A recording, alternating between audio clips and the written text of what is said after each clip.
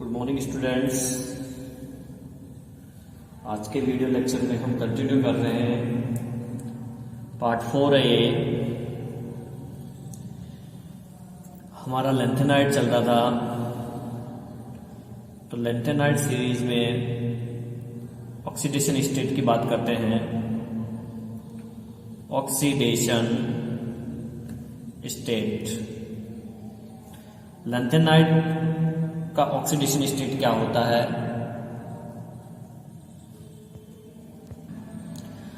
तो देखिए, इसका ऑक्सीडेशन स्टेट में अगर बात करें, ऑल लेंथेनाइड्स एलिमेंट एक्सिबिट ए कॉमन ऑक्सीडेशन स्टेट, मतलब सभी जो लेंथेनाइड्स हैं common stable oxidation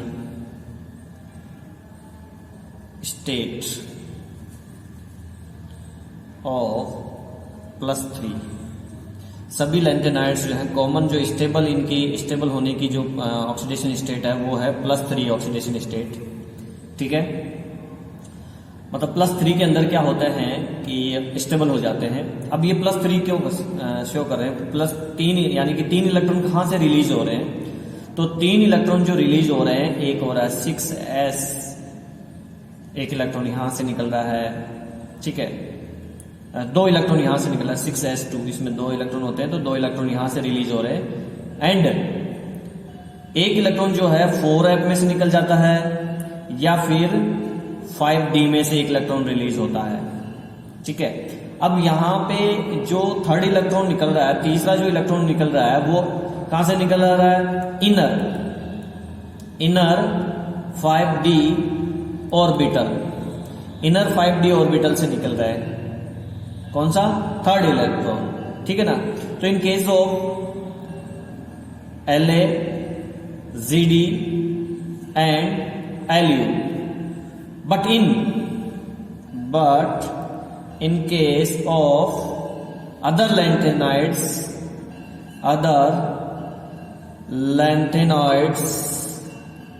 elements, third electron is related from 4f orbitals।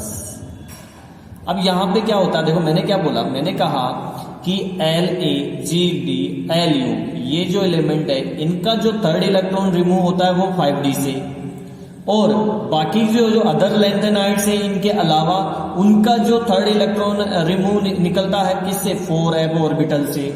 आगे बात समझिए। एंड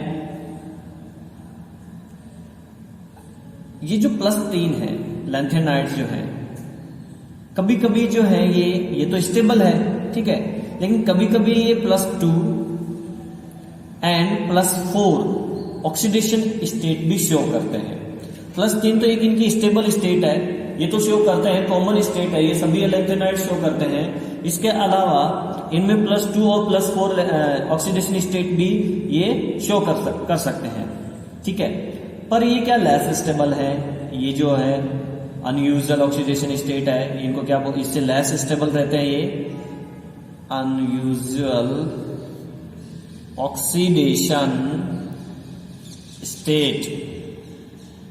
अनयूजुअल ऑक्सीडेशन स्टेट है ये, है ना। This is due to extra stability of empty, half filled and fully filled 4 orbitals. जो क्या है कि 4f ऑर्बिटल जो है, अगर हाफ फिल्डेड है एंड फुली फिल्डेड है, तो ये क्या होता है? स्टेबल होता है। ठीक है, अब अगर बात करें हम Ce एंड Tb, तो Ce के अंदर +4 ऑक्सीडेशन स्टेट होती है, एंड Tb के अंदर भी +4 ऑक्सीडेशन स्टेट शो करता है due to stability of 4s5। अब ये ज्यादा स्टेबल है बिकॉज 4f5 यानी कि इसमें हाफ फिल्डेड है। 4f5 एंड इसका तो 4f5 है, और इसका है 4f7 ऑर्बिटल्स। तो देखिए, ये तो हाफ फिल्डेड है, ये भी +4 ऑक्सीडेशन स्टेट शो कर रहा है, ये भी +4 ऑक्सीडेशन स्टेट शो कर रहा है, बट ये हाफ फिल्डेड है। ठीक है, और ये हाफ फिल्डेड और फुली फिल्डेड दोनों ही नहीं है, ये 14 में से 7 इलेक्ट्रॉन हाफ फिल्डेड हो गया, लेकिन ये तो नहीं है, तो 5 ही है। सो ये ज्यादा स्टेबल है, यानी Tb+4 ज्यादा स्टेबल है कंपेरिजन टू Cu+4। आगे बात समझे। अब इसकी जो लैंथेनाइड्स जो ग्रुप है, लैंथेनाइड जो सीरीज है, लैंथेनाइड सीरीज की जो केमिकल प्रॉपर्टीज हैं वो नहीं है हमारे 40% जो डिलीटेड पार्ट है उसमें है, हट गई है ये। तो हम इससे आगे कंटिन्यू करेंगे। नेक्स्ट जो हमारा टॉपिक है वो हमारा टॉपिक जो है वो है lanthanide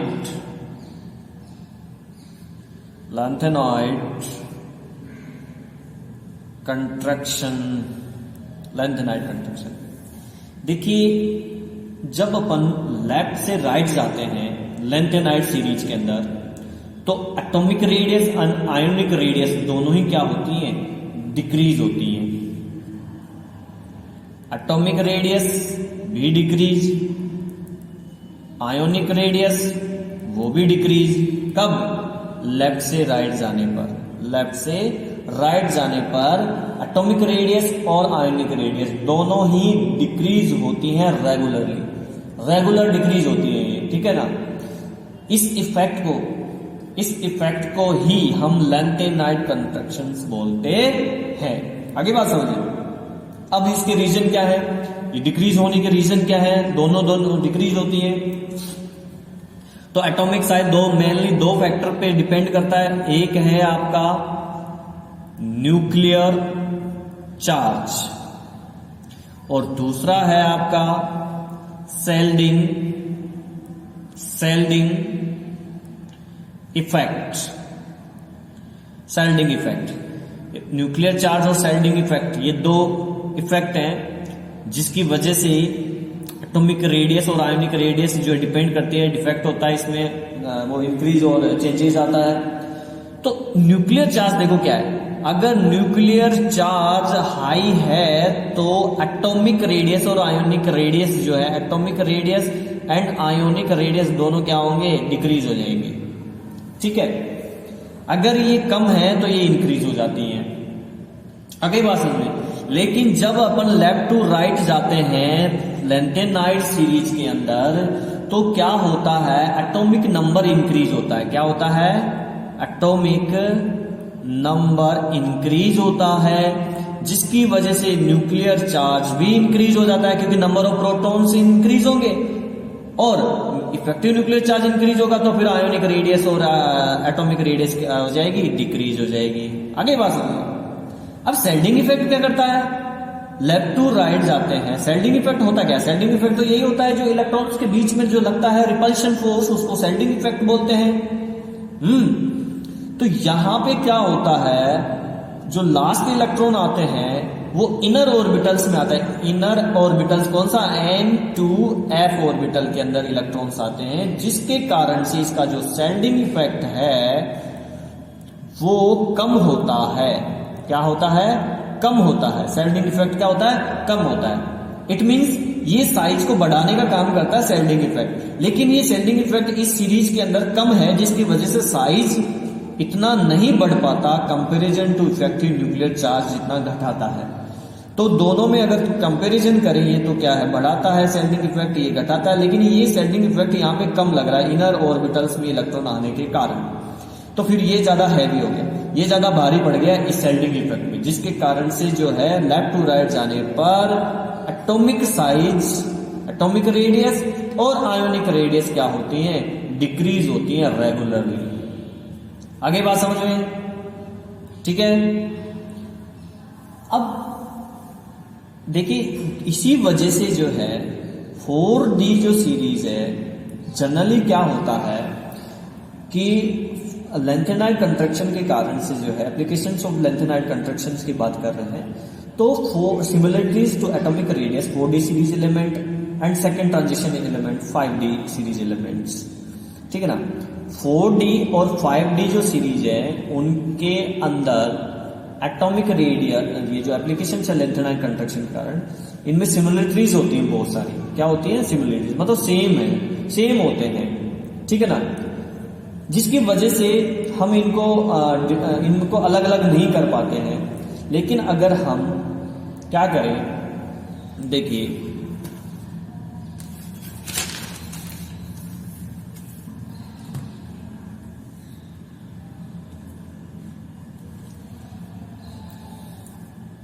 we move 4D series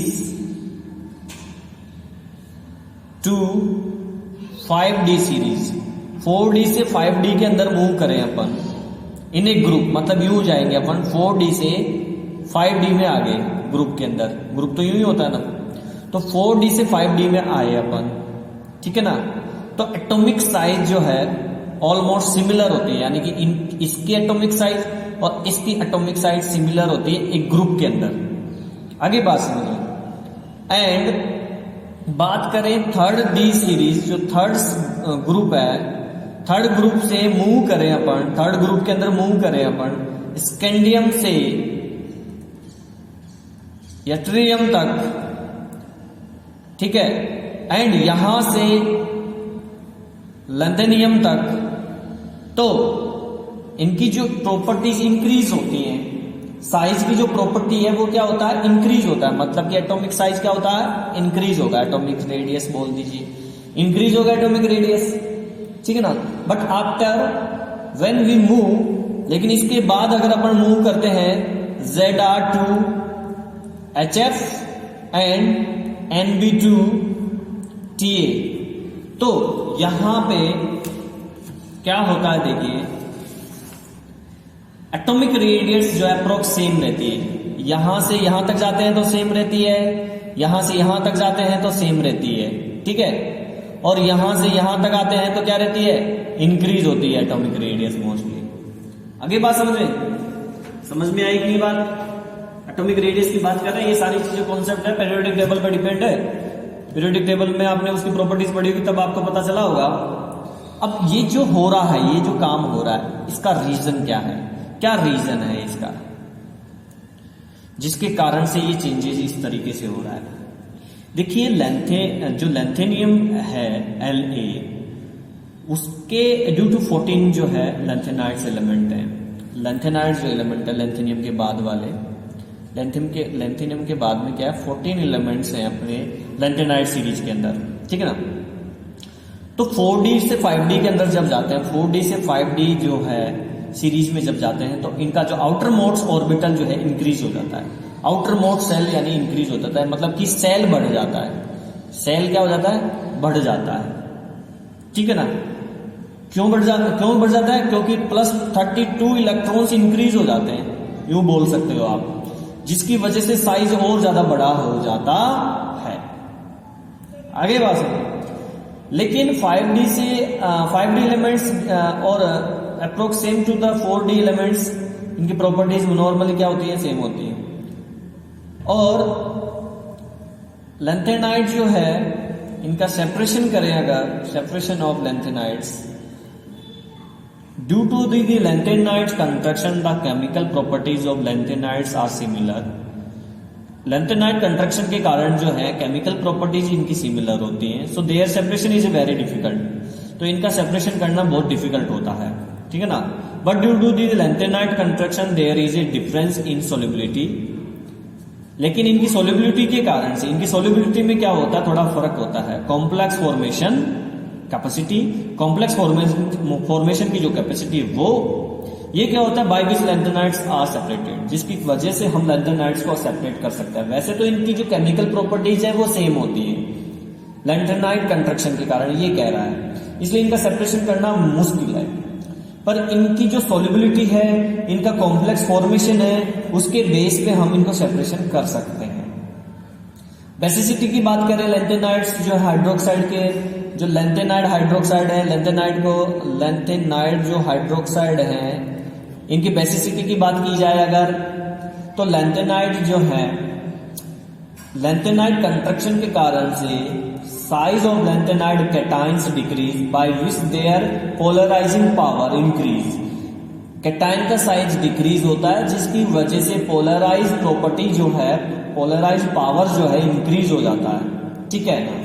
तो ionic character of the oxide and hydroxide decreases, so their basicity is decreases. देखो इसमें क्या होता है, जो कैटाइन है, कैटाइन का साइज क्या होता है, डिक्रीज, जिसकी वजह से जो पोलराइज है पावर, पोलराइजिंग पावर जो है वो क्या हो जाता है, इंक्रीज। पोलराइजिंग इंक्रीज होगा तो आयोनिक करैक्टर क्या हो जाएगा, आयोनिक करैक्टर क्या हो जाएगा, ionic character of oxides and hydroxides, ionic character of oxide and hydroxide is क्या हो जाएगा, डिक्रीज हो जाएगा। ये क्या हो जाएगा, डिक्रीज हो जाएगा।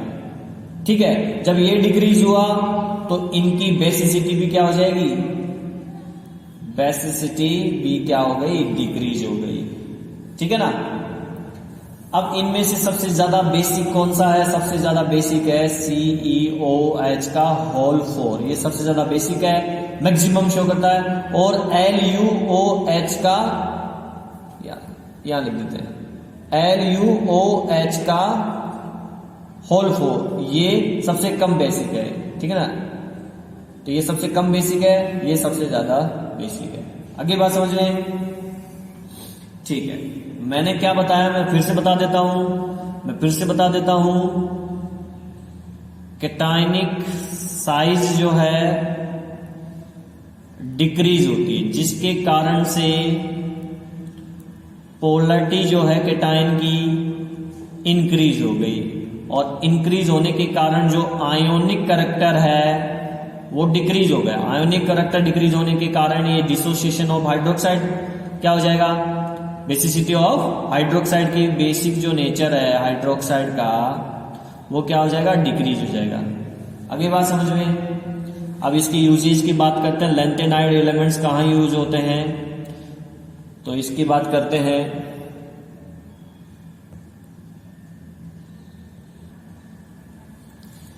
लैंथेनाइड के यूजेज हैं, uses of lanthanide elements, uses of lanthanide elements. तो देखिए, जो लैंथेनाइड एलिमेंट्स हैं वो जनरली क्या होते हैं, इंडस्ट्रियली जो इनके एप्लीकेशन है बहुत ज्यादा है, बहुत ज्यादा इंडस्ट्री में यूज होते हैं, इंडस्ट्रियल एप्लीकेशन है इनकी ज्यादा। अब क्या है इनका यूजेज, तो फर्स्ट होता है मिस मेटल।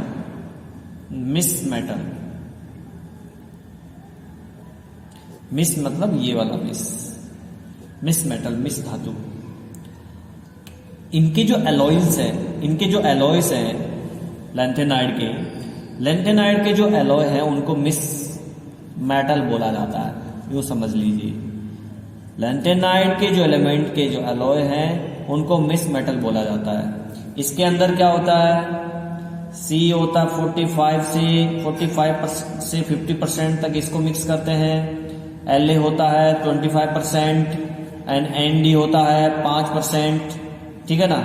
और स्मॉल क्वांटिटी के अंदर इसमें जो है लैंथेनाइड मेटल्स जैसे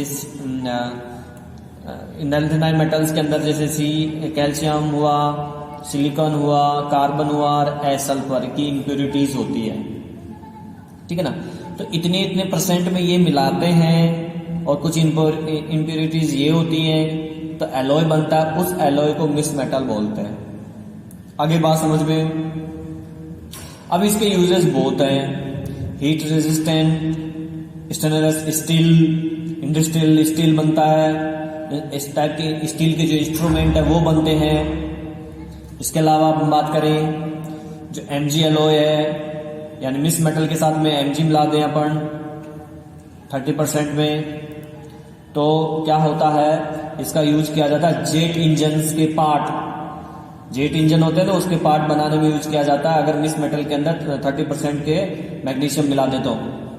इसके अलावा सीरियम सोल्ट है, वो यूज होता है कैटलिस्ट के रूप में। सीरियम सोल्ट जो है, सीरियम सॉल्ट कैटलिस्ट के रूप में काम आता है। आईवास में लाइट स्टोरेज बैटरीज है, वहां काम आता है कैटलिस्ट के रूप में। सीरियम जो सल्फेट है उसका ऑक्सीडेंट के रूप में यूज करते हैं। आई बात समझ में? तो ऐसे बहुत सारे इंडस्ट्रियल यूज हैं। इसके अलावा एंड डी इसकी जो ऑक्साइड्स हैं और PR इसके ऑक्साइड्स जो हैं, इनको ये जो है make coloured lens for sunglasses, मतलब कि colour lenses for sunglasses means कि इनका यूज किया जाता है जो सन ग्लासेज होते हैं, कलरफुल सन ग्लासेज जो होते हैं। आपने देखा होगा सन ग्लासेज यानी सन की रेज जो है उनसे बचने के लिए कुछ ग्लास लगाते हैं, तो उनमें कलरफुल अलग अलग कलर के जो ग्लास होते हैं उनको बनाने में यूज किया जाता है। इसके अलावा इनके अंदर कुछ जो है पैरामैग्नेटिक और फेरोमैग्नेटिक प्रॉपर्टीज भी होती हैं इनके ऑक्साइड्स के अंदर, जिसके कारण से इनके यूजेस जो है इलेक्ट्रॉनिक जो अपरेटस होते हैं, इलेक्ट्रॉनिक जो इंस्ट्रूमेंट होते हैं, इलेक्ट्रॉनिक जो पर्पज होता है वहां पे इनका यूजेज होता है। आगे बात समझ में? ठीक है स्टूडेंट, तो ये लैंटेनाइड था। नेक्स्ट पार्ट में हम एक्टिनाइड की बात करेंगे।